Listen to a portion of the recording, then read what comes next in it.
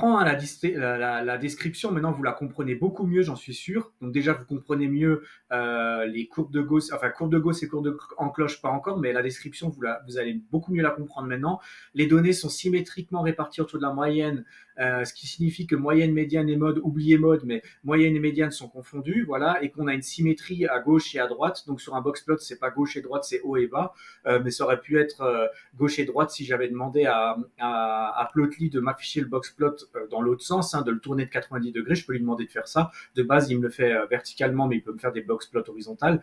Maintenant, alors, pour voir la symétrie autrement, eh ben, je vais appeler toujours Plotly, mais au lieu de lui générer un box plot, cette fois-ci, je vais lui demander un histogramme et je change rien d'autre. Je lui dis juste que je veux un histogramme, toujours avec mon array. Donc, mon array, ici, pour l'instant, il est paramétré comment avec, je lui ai demandé une moyenne de 10, un écart type de 2 et 1 million d'individus. Donc, on va voir ce que ça fait.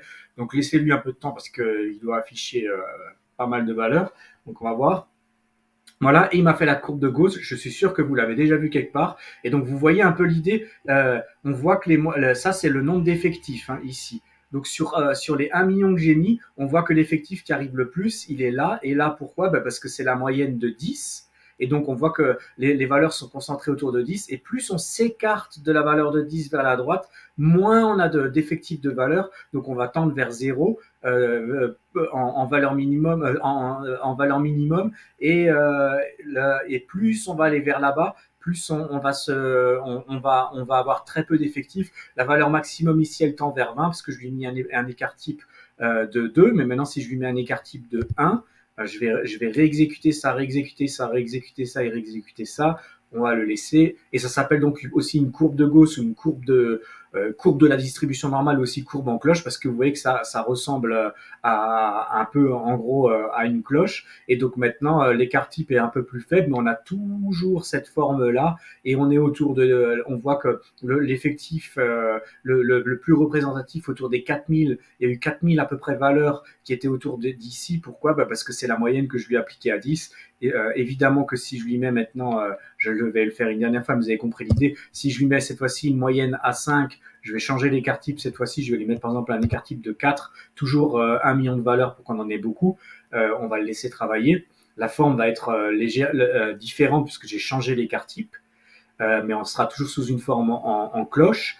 Donc on va juste, la cloche va avoir une forme différente. Là maintenant on a quoi? On a 5000, à peu près 5000 valeurs qui sont autour de autour de 5, puisque c'est ma valeur moyenne confondue avec ma médiane.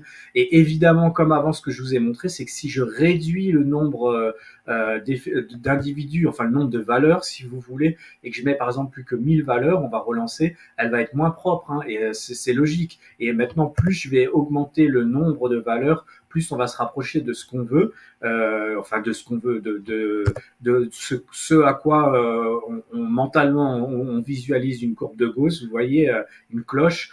Donc voilà, plus je vais rajouter des valeurs, plus ça va se lisser sur une forme de ce type-là. Et la dernière question qu'on pourrait se poser, c'est à quoi ça sert, puisque maintenant on a un peu compris. Alors, je vous ai mis en finalité l'utilité. La distribution normale est largement utilisée dans les analyses statistiques, notamment pour estimer la probabilité d'un événement se produisant dans une certaine plage de valeurs. Je vous explique ça graphiquement. Eh ben, en gros, il y a plus de chances que vous sortiez, si vous êtes sur un paramétrage comme ça, eh ben, vous avez plus de chances de sortir la valeur 5, hein, puisqu'on voit qu'elle sort à peu près autour de 5, là, vous voyez à peu près à combien d'effectifs on est, hein, il en a compté 1000 autour, là. Eh ben, on a plus de chances de sortir 5 que de sortir, par exemple, je sais pas, moins 10. Vous voyez, moins 10, le nombre d'individus qu'il y a, ou alors de sortir le nombre 15. Vous voyez que le nombre de 15, où il est ici. Voilà un peu l'idée. Et alors, on revient au tout départ avec random variate. Si maintenant je lui remets la même chose, 5 et 4, il me sort qu'une seule valeur. Mais si je lui lançais plein de fois, et ben en gros, il va plus souvent me sortir des valeurs autour de 5 que des valeurs qui sont éloignées de 5. C'était un peu ça l'idée du module random. Mais avec Array, on comprend beaucoup mieux, avec NumPy, pardon. Pourquoi? Et ben parce que comme il intègre dedans la moyenne, l'écart type et en plus le nombre d'individus, et ben on peut faire des visualisations graphiques. Et là, c'est beaucoup plus parlant avec beaucoup de valeurs qu'avec une seule. Donc j'espère que c'est clair. Et pour l'utilité, vous le verrez plus tard, mais au moins que vous compreniez un petit peu l'idée de comment il se fabrique naturellement.